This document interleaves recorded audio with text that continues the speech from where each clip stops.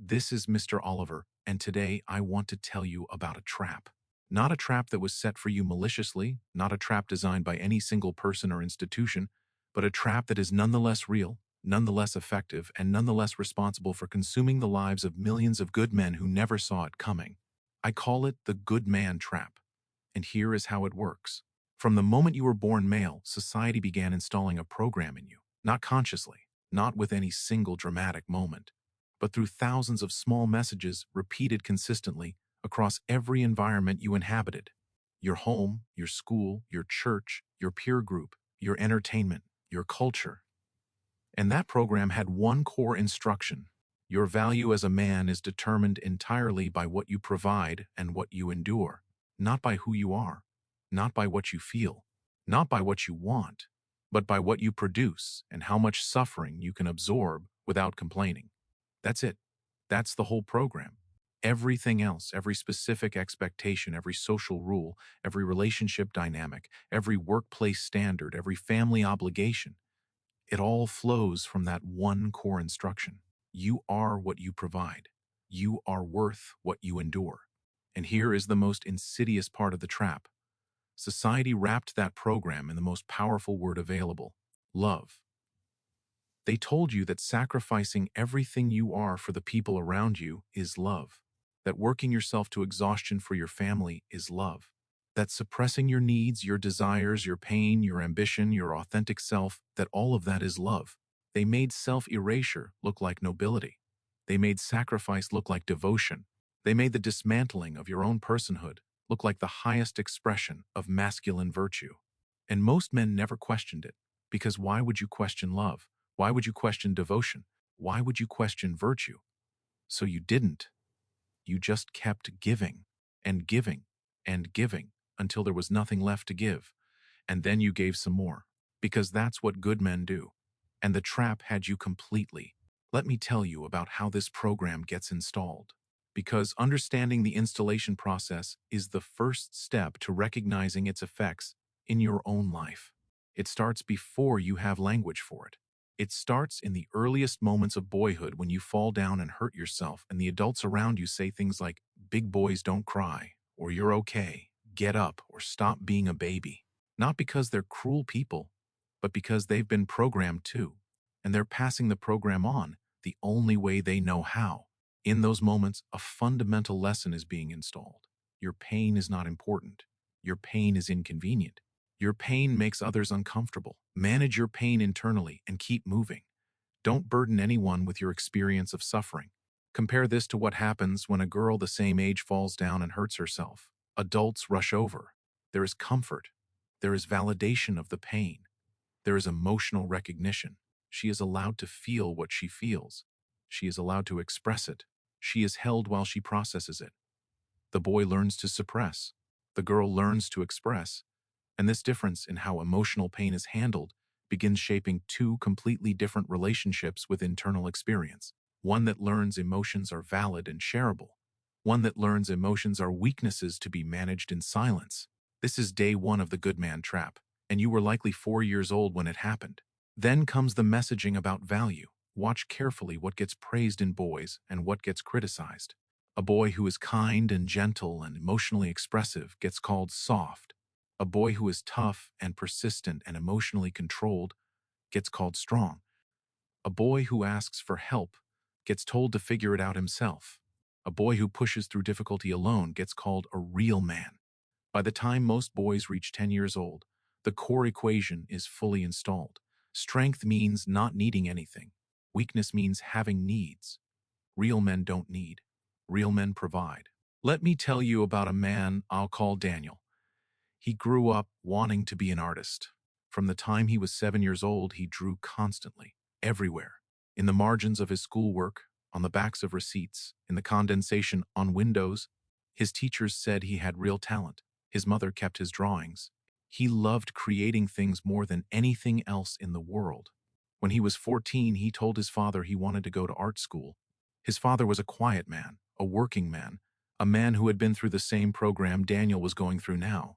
And his father said something that Daniel remembered for the next 43 years. He said, "Men don't play, Daniel. Men provide." You need to learn something useful. Daniel became an accountant. He was good at it. He was reliable and precise, and his clients trusted him. He married, had children, paid his mortgage, drove practical cars, took modest vacations, saved for retirement. He was, by every external measure, a successful, good man. At 57, sitting in the office he'd occupied for 2 decades, Daniel looked around and realized something.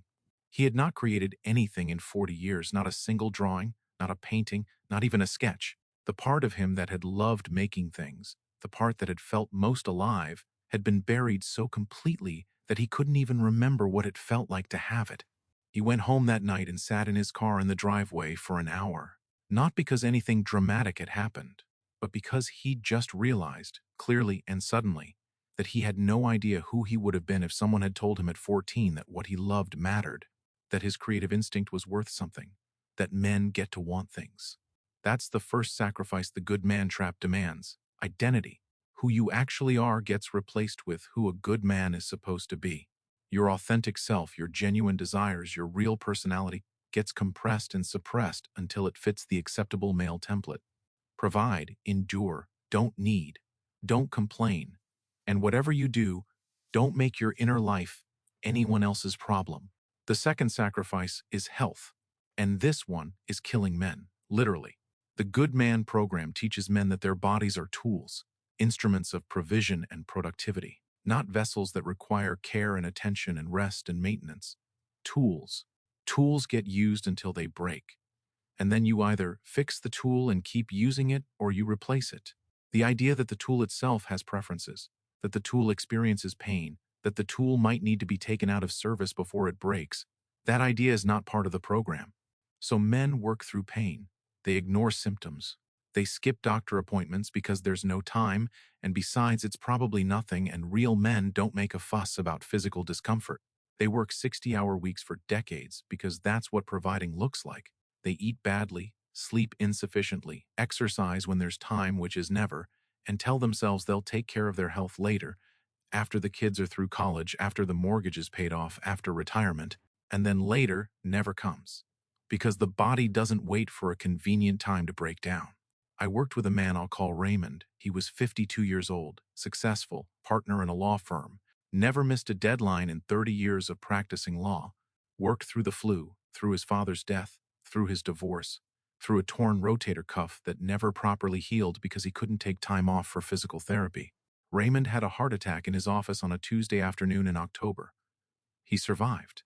When he woke up in the hospital, the first coherent thought he had, the very first thing his mind produced when consciousness returned, was that he had a client presentation on Thursday, and he needed to call his assistant. Not, "I'm grateful to be alive." Not, "I want to see my children." Not, "What does this mean for my future?" His first thought was about a Thursday presentation. That's how completely the program had consumed him. His own near death couldn't compete with his conditioning to produce and provide and perform. In the weeks that followed, lying in that hospital bed with mandatory time to think for the first time in decades, Raymond began to understand something. He had never been taking care of himself. He had been using himself, treating his body as an instrument of output rather than a life worth preserving. The Good Man program had taught him that his body existed to serve his obligations, and he had believed it so thoroughly that not even a heart attack could immediately break the spell. The third sacrifice is ambition, and this one is subtle because it looks like virtue. The Good Man trap doesn't just ask you to sacrifice your health and your identity. It asks you to sacrifice your dreams, your real ambitions, the things you would pursue if you were allowed to prioritize yourself. Because good men don't prioritize themselves. Good men prioritize their families, their employers, their communities. Any ambition that serves only the man himself is called selfish. Selfish is the worst thing a man can be in the Good Man program, because selfish means you're putting your needs above your obligations, and good men don't have needs. Good men have obligations. So men abandon career paths that excite them for career paths that pay more reliably. They stay in jobs they hate for decades because the benefits are good and the family depends on the income. They shelve creative projects and entrepreneurial ideas and personal goals because there's never time, because the family needs stability, because real men don't chase dreams. Real men build security. And somewhere in the middle of building security for everyone else, they lose track of what they were actually alive for, not what they were obligated for, what they were alive for. The difference between those two things is the difference between a life and a job with biological functions. The fourth sacrifice is the most painful one. Emotional needs. The Good Man program doesn't just tell men to suppress their emotions. It tells men they don't get to have needs, not real ones. Physical needs are tolerated as long as they don't interfere with performance. But emotional needs, the need for connection, for validation, for support, for care, for someone to ask how you're doing and actually mean it, those needs are systematically trained out of men as weakness. Because needing things makes you dependent. Dependent men are not strong men. Strong men are self-sufficient. Strong men manage their own emotional worlds without burdening others. Strong men are the ones everyone else leans on, not the ones who lean. So men learn to need nothing.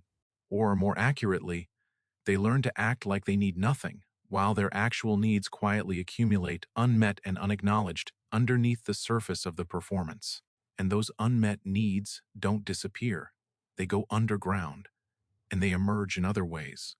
Anger, withdrawal, addiction, depression that gets called being tired, anxiety that gets called being stressed at work, loneliness that gets called preferring solitude. And all of it gets managed alone.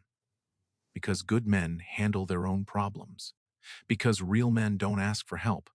Because reaching out and saying I'm not okay is the one thing the program absolutely cannot accommodate. Now here's where the trap becomes a scam. And I want to be very precise about this distinction. A trap is something that catches you by accident. A scam is something that catches you by design, using promises that were never going to be kept. The good man trap operates as a scam because it makes a promise, an implicit, never stated, always understood promise. If you sacrifice enough, if you provide enough, if you endure enough, if you are good enough for long enough, you will be loved, you will be valued, you will be secure. You will matter. The sacrifice will be worth it because the reward is coming. That's the promise. And for most good men, the reward never comes. Or it comes briefly and then disappears. Or it comes in a form so conditional and fragile that it barely counts as reward at all. Because here's what the program never tells you. Love that is contingent on your performance is not love. It's a transaction. When she loves you because you provide for her, that's not love for you. That's love for what you do. When your children respect you because you funded their lives, that's not respect for who you are. That's gratitude for what you gave. The moment you stop performing, the moment the income stops or the health fails or the performance decreases, you discover very quickly whether what you received was love or was a transactional response to your utility. And for many good men, that discovery is devastating because they gave everything. They sacrificed identity and health and ambition and emotional needs. They performed for decades. And they discover, too late, that the love they thought they were building was always conditional on the performance continuing.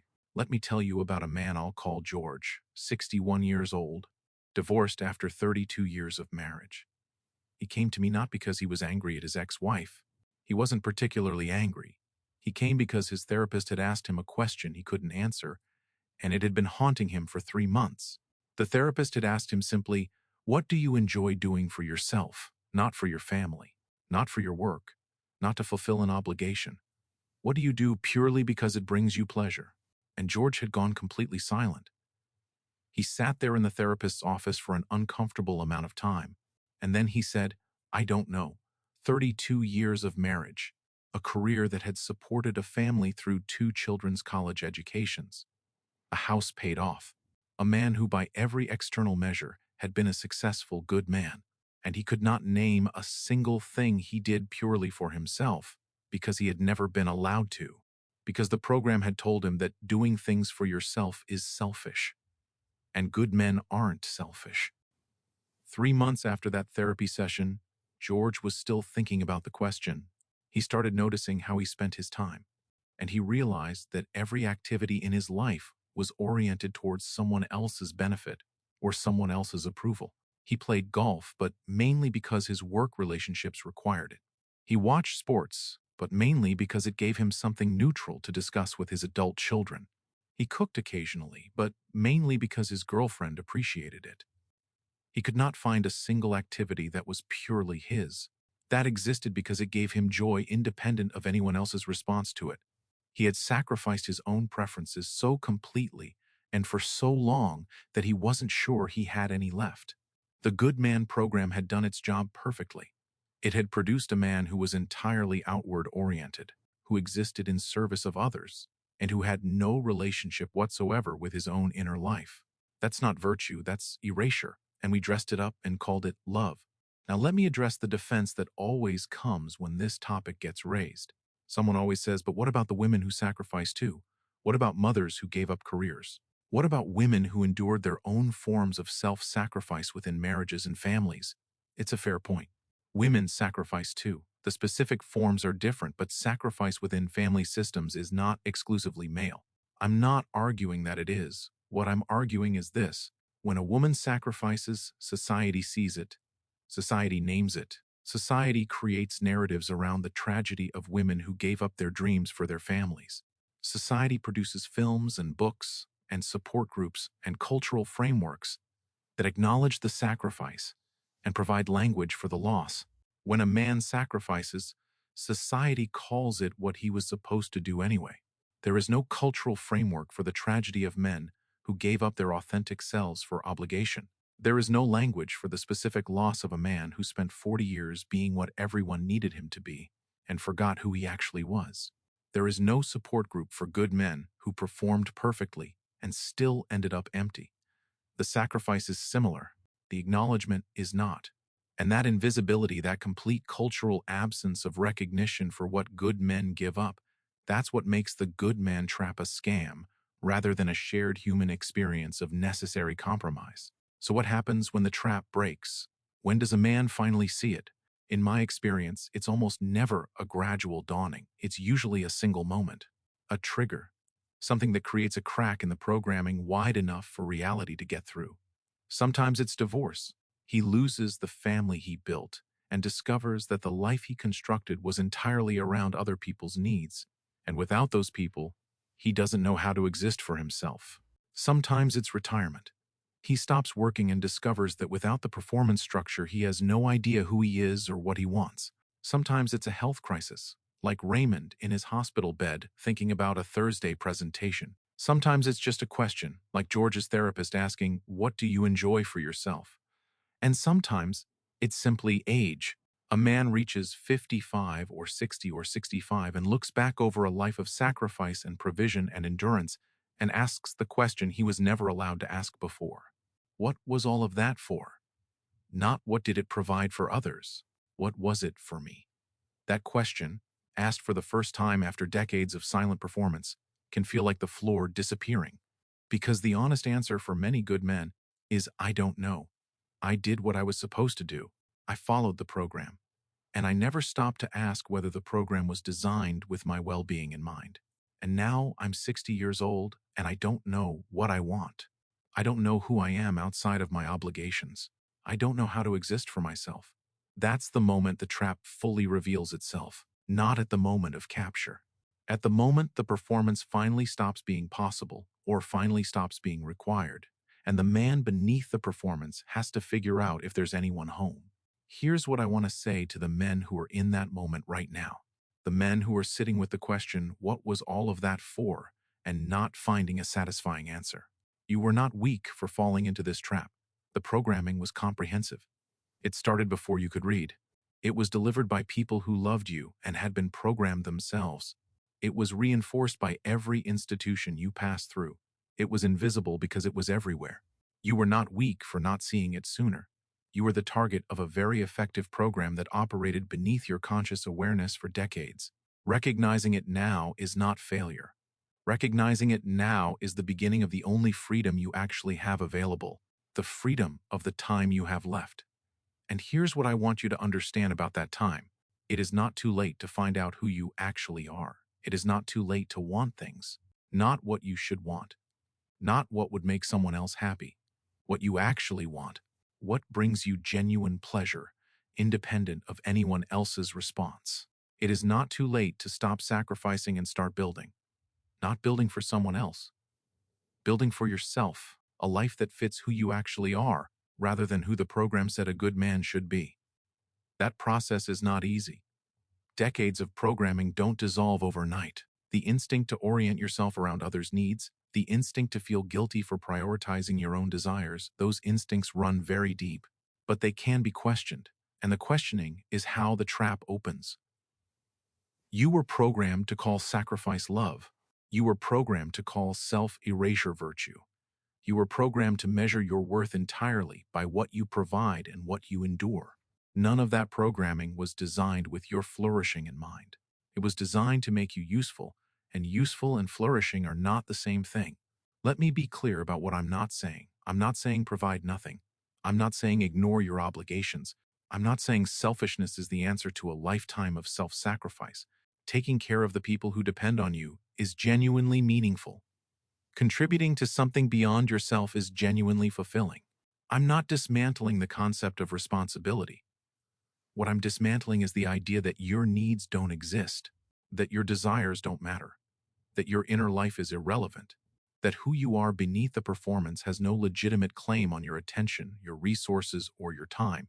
Because that idea is the trap. Real love, the kind worth building a life around, doesn't require you to erase yourself. Real partnership doesn't demand that one person's needs are always subordinated to everyone else's. Real meaning doesn't come from destroying your own identity in service of a role. These things can coexist. A man can provide and still have his own needs met. A man can be devoted and still be himself. A man can love without losing himself in the loving.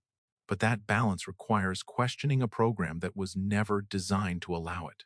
It requires asking, for perhaps the first time, what do I actually want? Not what should I want? Not what would make me a good man? What do I want? That question is not selfish. That question is the beginning of becoming a person rather than a function. And the world has more than enough functions. What it needs more of is men who are actually alive, not performing, not sacrificing, not enduring, actually genuinely fully alive. The good man trap took that from many of you. And the only question that matters now is whether you're going to spend the time you have left inside the trap or whether you're going to start the work of getting out. Choose getting out.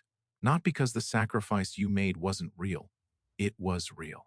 Not because the people you provided for didn't matter. They did. But because you matter too. You always did. The trap just convinced you otherwise. And it was lying the entire time.